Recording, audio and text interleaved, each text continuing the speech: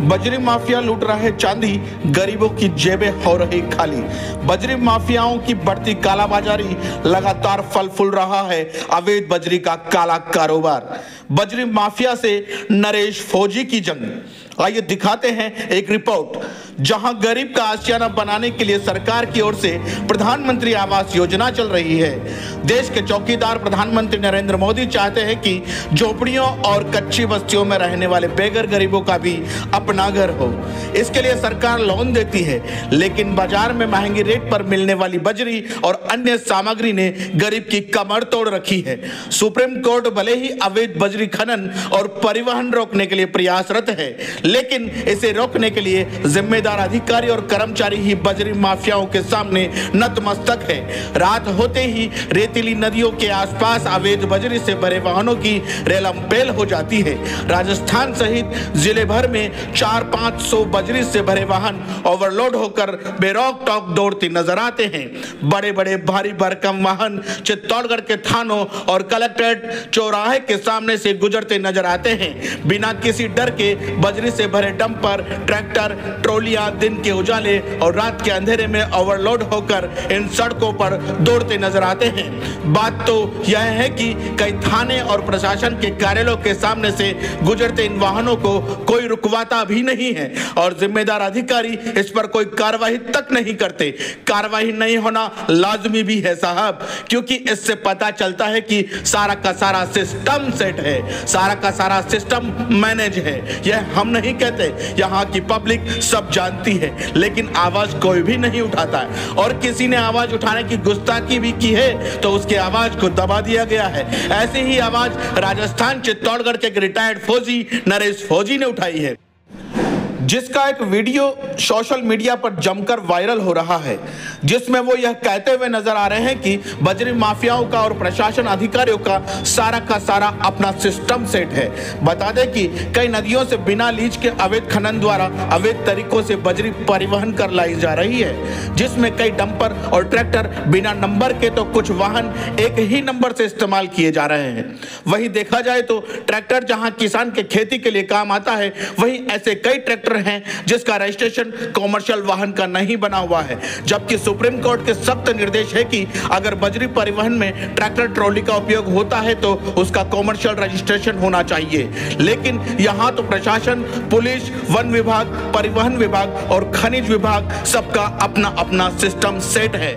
और बजरी के इस अवैध काले कारनामे को लेकर फौजी भाई का सीधे स्थानीय विधायक पर आरोप है कि यह सब कुछ उनकी शाय पर हो रहा है। इतना ही नहीं, नरेश फौजी का आरोप है कि ये जो बजरी माफिया है, इनसे उनको और उनके परिवार को जान का खतरा बना हुआ है।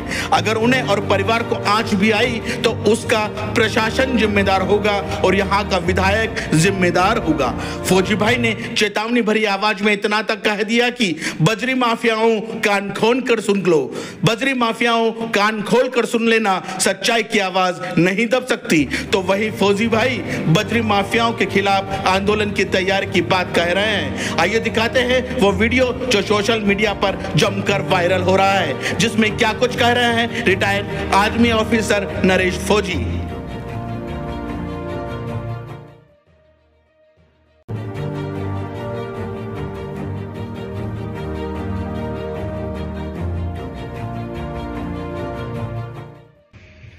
साथियों राम राम।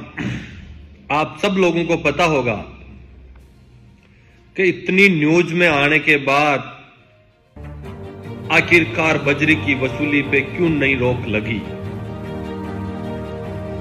इसका मतलब ये बहुत बड़ा सिस्टम से चल रही है बजरी। प्रशासन को पता चल गया है, सबको पता चल गया कि बजरी की वसूली हो रही है, लेकिन सब लोग चुप हैं क्योंकि सबका सिस्टम सेट है। ये मैंने देखा, कुछ दिनों में मैंने ये देखा कि इतनी बड़ी आवाज उठाने के बाद भी इन लोगों ने कोई एक्शन नहीं लिया। आखिरकार क्यों नहीं लिया, मैं बताता हूं क्यों नहीं लिया इन लोगों ने। साथियों, बेगू विधानसभा में कोई रेत का कोई भी कारोबार नहीं है। भिलवाड़ा जिला से बजरी आ रही है। कैसे ये लोग टोकन देते फर्जी, आप देख लेना।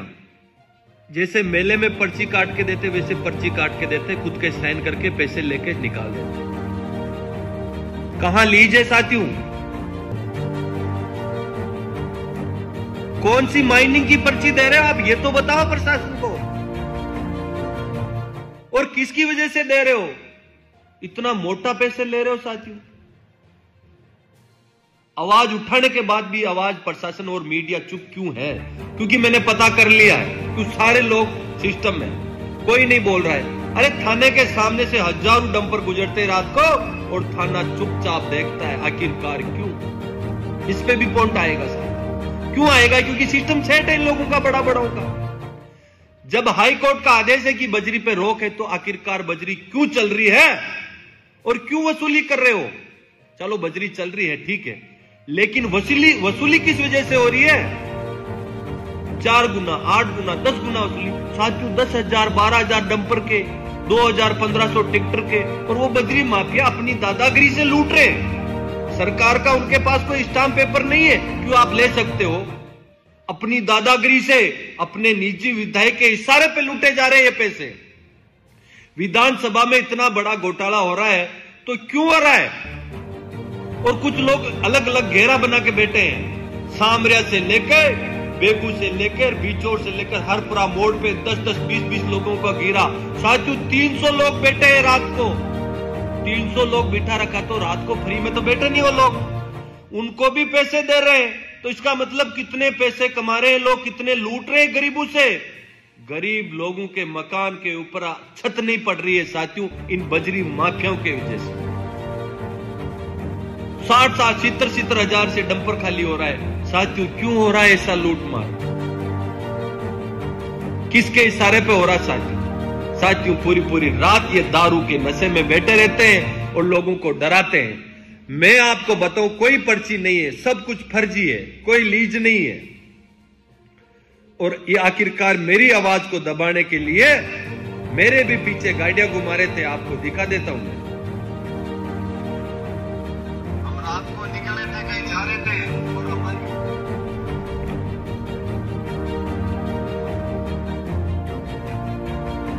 हमारे पीछे कर रहे हैं लोग कि भाई डर जाएंगे, रुक जाएंगे। हम रुकने वाले नहीं है।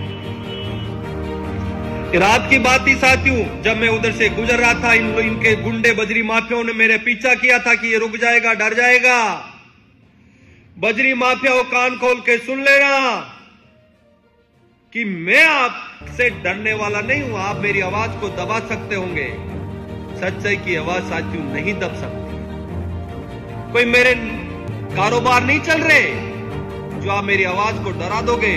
साथियों अगर मेरे परिवार के ऊपर कोई आंच आई और मेरे को डराने और धमकाने की कोई बात की, कुछ हुआ, यहाँ का स्थानीय प्रशासन जवाबदार होगा और यहाँ का निजी विधायक होगा, क्योंकि सारा इशारा उसके इशारे पे चल रहा है। साला काला बाजार उसके इशारे पे चल रहा है। बाकी विधायक यहाँ का अपनी बेगू विधानसभा का मालिक है, उसके दिए हुए इशारे बिना कुछ नहीं चलता है।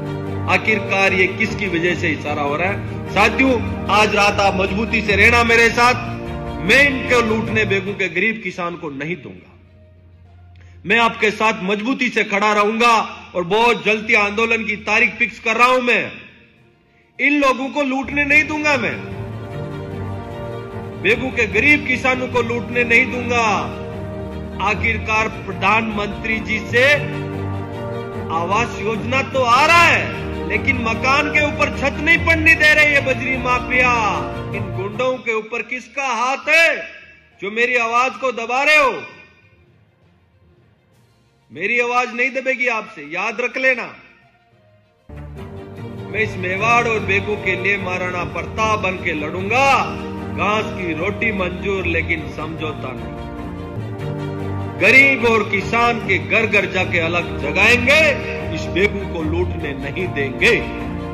यही हमारे आपसे निवेदन है। और आखिरकार तुम लोगों ने जितनी साजिश की, वो तुम्हारी साजिश नरेश फौजी के सामने नहीं चलेगी। तुम मेरी आवाज को दबाने की कोशिश कर रहे हो, लेकिन मैं तुम लोगों से डरने वाला नहीं हूं, झुकने वाला नहीं हूं। तुम मेरे परिवार को धमकियां दे रहे हो कि रिक्शा को रोक लो। मैं रुकने वाला नहीं हूं। मैं तो कफन बांध के खड़ा हूं, जैसे बॉर्डर की रक्षा की वैसे इस मेवाड़ और बेगू की रक्षा करूंगा, किसी को ही लूटने नहीं दूंगा। मेरी आवाज इन गरीब किसानों के लिए है, मेरी जिंदगी कुर्बानी इस मेवाड़ के लिए है। किसी में दम है तो आवाज को दबा के दिखाना। विधायक साहब आपसे निवेदन कर रहा है कि आखिरकार मत दीजिए लूटने इस बेगू के लोगों को। आपके चुनाव का खर्चा इतना हुआ तो आप अलग जगह ले ली, लेकिन गरीब को मत लूटो।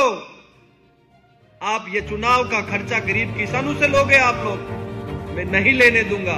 साथियों, आप सभी लोगों से मेरी अपील है, आप लोग इस वीडियो को ज्यादा से ज्यादा शेयर करना और उस गरीब के कानों में पूछाना कि ये लोग क्यों लूट रहे। राम राम साथियों।